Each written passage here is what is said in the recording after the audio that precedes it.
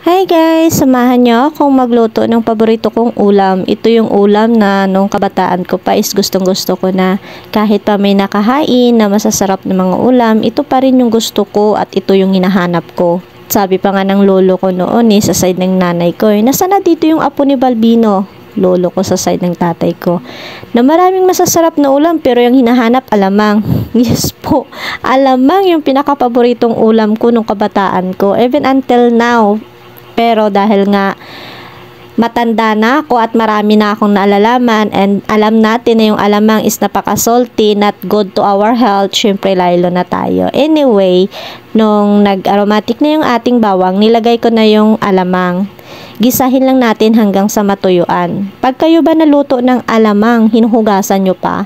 May nalaman kasi akong hinuhugasan yung alamang bago lutuin para malesen na yung saltiness niya. Napakaalat naman talaga kasi nito kaya nga hindi siya healthy. Pero pag moderate naman yung kain mo, pasok pa rin naman, di ba? And then pag natuyuan na yung ating alamang, saka ko nilagay yung ating itlog. Ginisang alamang na may itlog ang ating recipe for today's video.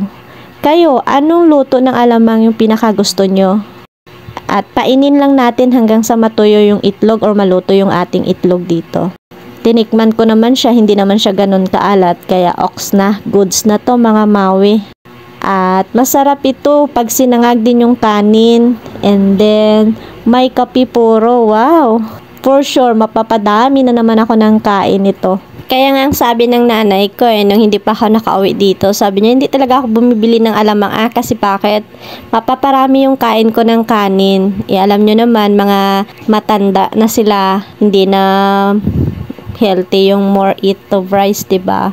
Kaya sa tinagal-tagal ko na dito, ngayon lang siya nabili. At kalahati lang to nung sinahog namin sa ginisang pakbet nung nakaraang araw.